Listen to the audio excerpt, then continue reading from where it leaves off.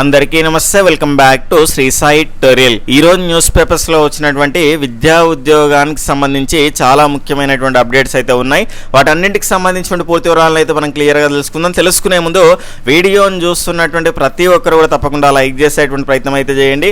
ఇలాంటి quality updates తో పాటు టెట్ డిఎస్సి ఇతర పోటీ పరీక్షలకు సంబంధించిన regular latest updates, free class guidance అనేటువంటిది కూడా మీరు పొందాలి అనుకుంటే ఈ వీడియో క్రింద ఉన్నటువంటి సబ్స్క్రైబ్ బటన్ ని క్లిక్ చేసుకొని పక్కనే ఉన్నటువంటి all notification bell icon click చేస్తే నేను చేసేటువంటి ప్రతి వీడియో కూడా మీకు నోటిఫికేషన్ రూపంలోకి రావడం అనేటువంటి జరుగుతుంది. విద్యార్థి ఉపాధ్యాయ నిష్పత్తి సవరించాలి అనేటువంటి నేపథ్యంలో రావుల రామ్మోహన్ రెడ్డి అన్న గారు అయితే ఒక ఆర్టికల్ అనేటువంటిది ఇవ్వడం అయితే జరిగింది. దానికి సంబంధించిన పూర్తి సమాచారం అనేటువంటి చూద్దాం. హేతుబద్ధీకరణ జరిగితే డిఎస్సి అనేటువంటిది ఉంటుందా ఉండదా అనేటువంటి అంశం కూడా చాలా మంది అభ్యర్థులు అయితే అడుగుతున్నారు. దానిపైన కూడా మీకు ఈ వీడియోలో క్లారిటీ ఇచ్చేటువంటి ప్రయత్నం అయితే చేస్తాను. ఇక్కడ రాష్ట్రాల వారీగా విద్యార్థుల సంఖ్యను అనుసరించి ఈ రేషియో అనేటువంటిది ఆధారపడి ఉంటుంది. అయితే 30 మందికి ఒక ఉపాధ్యాయుడే ఉండాలని కాదు, 30 మంది లోపు విద్యార్థులు ఉంటే ప్రాథమిక స్థాయిలో ఎంతమంది అయినా ఉపాధ్యాయులు ఉండొచ్చు. అంటే ఇక్కడ ఎందుకన్నారు ఈ మాట అంటే, ప్రభుత్వ పాఠశాల అనేటువంటి ప్రైవేట్ పాఠశాలకు ధీటుగా మనం పనిచేయాలంటే తరగతి గదికి ఒక ఉపాధ్యాయుడు అనేటువంటి వాడు ఉంటే కనుక ఖచ్చితంగా మెరుగైనటువంటి ఫలితాలు రావడానికి అవకాశం ఉంటుంది. ఎందుకంటే ఆన్లైన్ వర్క్స్ ఇవన్నీ కూడా పెరిగిపోయినాయి కాబట్టి ఇక్కడ ఖచ్చితంగా తరగతి గదికి ఒక ఉపాధ్యాయుడు ఉంటే కనుక ఖచ్చితంగా ప్రైవేటు పాఠశాలకు ధీటుగా పనిచేయడానికి అవకాశం అనేటువంటిది అయితే ఉంటుంది. ఆ నేపథ్యంలో ఈ అంశం అయితే రావడం అయితే జరిగింది. 15లో విడుదల చేసిన 11, 17 జీవోలను అనుసరించి హేతుబద్ధీకరణ జరిపారు. 21లో జారీ చేసినటువంటి మరొక జీవో 25 ప్రకారంగా హేతుబద్ధీకరణ చేస్తామని విద్యాశాఖ అధికారులు పేర్కొన్నారు. అయితే ఇక్కడ అయినా కూడా అమలు కాలేదు. జాతీయ స్థాయిలో కంటే రాష్ట్ర స్థాయిలో ఉపాధ్యాయ విద్యార్థి నిష్పత్తి ఎక్కువగా ఉన్నదని, ప్రతి 17 మంది విద్యార్థులకు ఒక టీచర్ అందుబాటులో ఉన్నారని అధికారిక వర్గాలు పేర్కొన్నాయి. ప్రస్తుతం ఇక్కడ ప్రభుత్వ పాఠశాలలో ఒక్కో సంవత్సరం ఒక్కో విధంగా ఉంటుంది. ప్రవేశాలు మొత్తం విద్యార్థుల సంఖ్య మారుతూ ఉంటుంది. కాబట్టి ఈ రకమైనటువంటి అంటే 10 మంది లోపు విద్యార్థులు ఉంటే ఒక ఎస్జిటి, 11 నుంచి 60 లోపు ఉంటే 2 ఎస్జిటీలు ఉన్నారని సంబంధిత అధికారులు చెప్తున్నారు. అయితే కొన్ని పాఠశాలలో ఈ లెక్కల్లో కొంత వ్యత్యాసం ఉన్నది. ఈ పోటీ ప్రపంచంలో ప్రైవేట్ పాఠశాలలో ప్రభుత్వ బడుల పోటీ పడాలంటే కనుక ప్రైమరీ స్థాయిలోనే అదనపు టీచర్లను కేటాయించాల్సినటువంటి అవసరం అయితే ఉంటుంది. ప్రభుత్వ పాఠశాలలో 16 లక్షల మంది విద్యార్థులు చదువుతున్నారు. వీరికి బోధించేందుకు కేవలం 1.06 లక్షల మంది టీచర్లు మాత్రమే ఉన్నారు.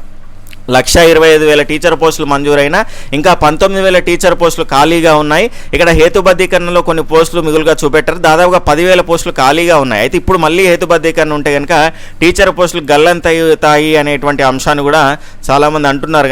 కానీ వాస్తవ పరిస్థితి అనేటువంటిది అందుకు భిన్నంగా ఉంటుంది. విద్యాహక్కు చట్టం ప్రకారం 30 మంది విద్యార్థులకు ఒక టీచర్ అని కాకుండా ప్రభుత్వ పాఠశాల మనుగడను దృష్టిలో ఉంచుకొని ప్రైవేటు పాఠశాలతో పోటీ పడాలంటే ఇక్కడ ఖచ్చితంగా ప్రతి తరగతికి ఒక టీచర్ అనేటువంటి వాళ్ళు ఉండాలని అంశాన్ని అయితే ఇక్కడ చూడదు. అయితే గతంలో కూడా ఇక్కడ 2015లో రేషనలైజేషన్ జరిగింది, 21లో కూడా జరిగింది.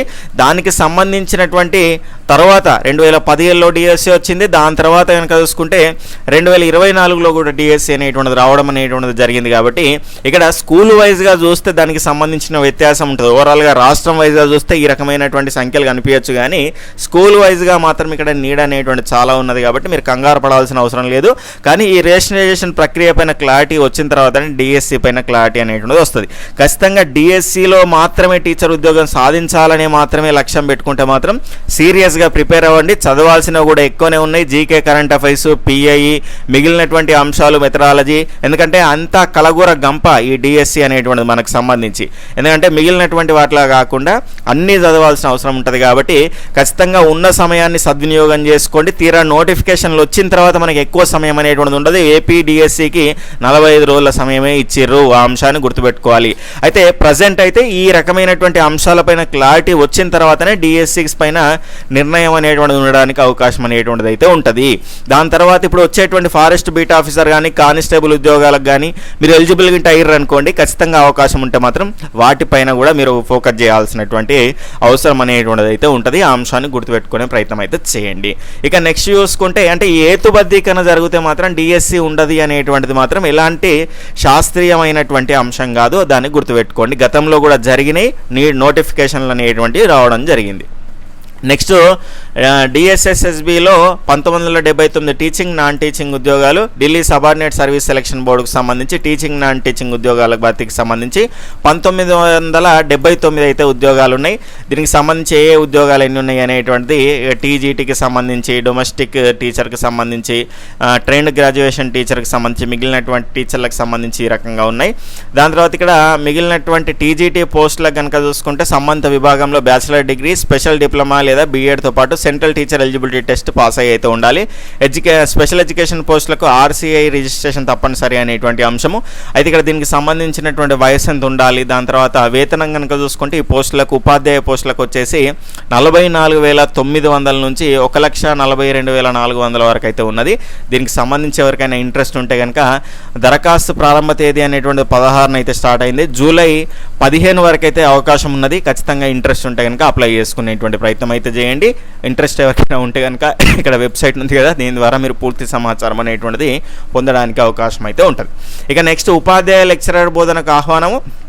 రాజన్న సిరిసిల్ల జిల్లా బోయిలపల్లిలో మండలంలోని తెలంగాణ మోడల్ స్కూల్ జూనియర్ కళాశాలలో చూసుకుంటే ఖాళీగా ఉన్నటువంటి పీజీటీ ఫిజిక్స్ పోస్ట్ను గంటల పారితోషికం పైన బోధించేందుకు అర్హులైనటువంటి అభ్యర్థుల నుంచి దరఖాస్తులను ఆహ్వానిస్తున్నట్లు పాఠశాల ప్రిన్సిపాల్ శ్రీ ఎరవ రఘునాథ్ ఒక ప్రకటనలో తెలిపారు. 9వ తరగతి నుంచి ఇంటర్మీడియట్ వరకు ఫిజికల్ సైన్స్ బోధించేందుకైతే ఇక్కడ ఎంఎస్సి ఫిజిక్స్తో పాటు బీఈడీలో ఫిజికల్ సైన్స్ మెథడాలజీ పూర్తి చేసిన వారు మాత్రమే అర్హులని తెలిపారు. ఆసక్తి కలిగినటువంటి అభ్యర్థులు సంబంధిత ఒరిజినల్ ధృవపత్రాలతో జూన్ 29వ తేదీ 10 గంటలకు తెలంగాణ మోడల్ స్కూల్ జూనియర్ కళాశాల బోయినపల్లి నిర్వహించేటువంటి డెమోకు హాజరు కావాలని అయితే ప్రిన్సిపాల్ అయితే చెప్పడం అయితే జరిగింది. ఇంట్రెస్ట్ ఉన్న వాళ్ళు ఎవరైనా ఉంటే చూసుకునే ప్రయత్నం అయితే చేయండి. అయితే ఇక్కడ నెక్స్ట్ చూసుకుంటే మనకు నిన్న కూడా చాలా జాబ్ అప్డేట్స్ అనేటువంటి గురుకులాలకు సంబంధించి అయితే చెప్పుకోవడం అయితే జరిగింది. ఇది లక్షట్పేట జిల్లాకు సంబంధించి, ఇది ఇక్కడ వచ్చేసి మనకు వనపర్తికి సంబంధించి ఇక్కడ మనకు 27 తారీఖు అయితే మీరు దీనికి సంబంధించి అయితే చాలా ఖాళీలు అనేటువంటివి ఉన్నాయి. మహిళా డిగ్రీ కాలేజ్ వనపర్తి నగరంలో సాంఘిక అర్హత కలిగినటువంటి వాళ్ళు డెమోకి హాజరు కావాలని చెప్పడం అయితే జరిగింది. ఇందులో ఉన్నటువంటి ఖాళీలు ఇవన్నీ ఉన్నాయి వనపర్తి జిల్లాకు సంబంధించి. నెక్స్ట్ వచ్చేసి ఇక్కడ రాయపర్తి వరంగల్ రూరల్కి సంబంధించినటువంటి జనగామ డిస్టిక్కి సంబంధించింది. ఇక నెక్స్ట్ సోషల్ వెల్ఫేర్ జూనియర్ కళాశాలలు దుగ్గొండికి రాయపర్తి పర్వతగిరి టీఎస్డబ్ల్యూఆర్ఎస్కి సంబంధించి డిగ్రీ కళాశాలలో ఉమెన్ వరంగల్ ఈస్ట్లో చూసుకుంటే ఈ విద్యా సంవత్సరానికి పార్ట్ టైం అధ్యాపకుల బోధనకు సంబంధించి ఈ రకమైనటువంటి ఖాళీలు అయితే ఉన్నాయి. 25 నుంచి 27 వరకు ఉదయం బయోడేటా, దాని తర్వాత విద్యార్హత పత్రాలతో రాయపత్రులు దరఖాస్తు చేసుకోవాలి. మిగిలిన పూర్తి సమాచారానికి ఈ నెంబర్ అయితే ఫోన్ చేయాల్సినటువంటి అవసరం అయితే ఉంటుంది. నెక్స్ట్ ఇది మంచిర్యాలకు సంబంధించి ఆల్రెడీ మనం చెప్పుకోవడం జరిగింది. ఇక్కడ ఉన్నటువంటి ఇవన్నీ కూడా 32 ఉద్యోగాలకు సంబంధించి అయితే నోటిఫికేషన్ అయితే వచ్చింది.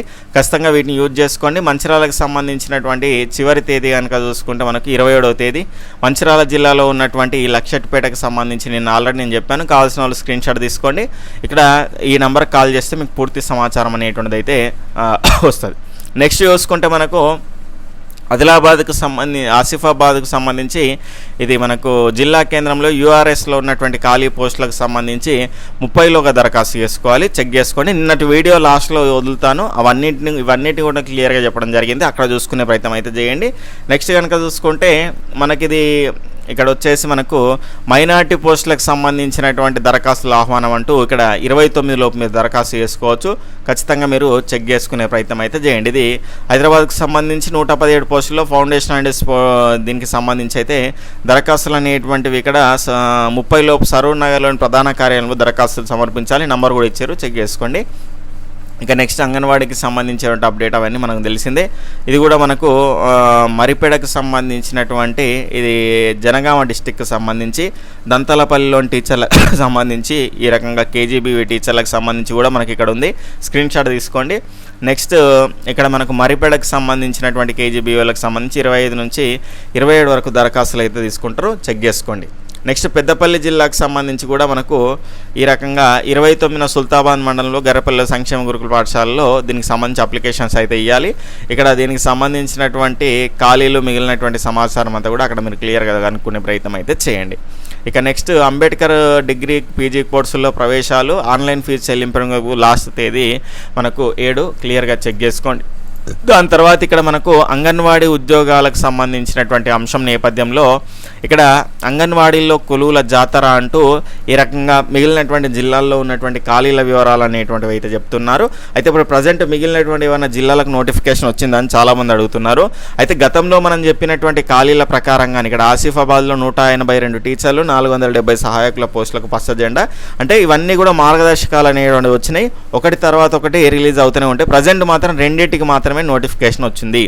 ఏ దానికి వచ్చినా కూడా క్లియర్గా మీకు దానికి సంబంధించినటువంటి సమాచారం అనేటువంటిది నేను అందించడం జరుగుతుంది. మన గ్రూప్లో జాయిన్ అవ్వండి. వీడియో యొక్క టైటిల్ మీద క్లిక్ చేస్తే గ్రూప్స్ లింక్స్ వస్తాయి బ్లూ కలర్లో, దానిపైన క్లిక్ చేసుకొని జాయిన్ అవ్వండి. కామెంట్ సెక్షన్లో కూడా ఉంటుంది, అక్కడ నుంచి కూడా మీరు జాయిన్ కావడానికి అవకాశం అనేటువంటిది అయితే ఉంటుంది. అది ఏ సమాచారం వచ్చినా కూడా మీకు డైరెక్ట్గా మన ఛానల్ ద్వారా అందించడం అనేటువంటిది అయితే జరుగుతుంది. మన గ్రూప్లో కూడా ఇన్ఫర్మేషన్ అనేటువంటిది ఇస్తాను.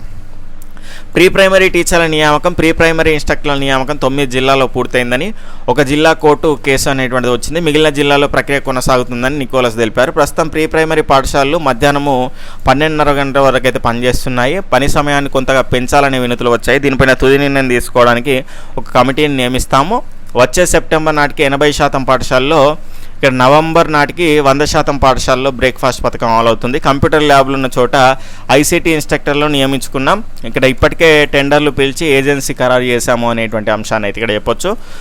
నెక్స్ట్ చూసుకుంటే ఎస్బీఐలో మనకు మొత్తంగా 1500 ఉద్యోగాలకైతే నోటిఫికేషన్ అనేటువంటిది అయితే రావడం జరిగింది.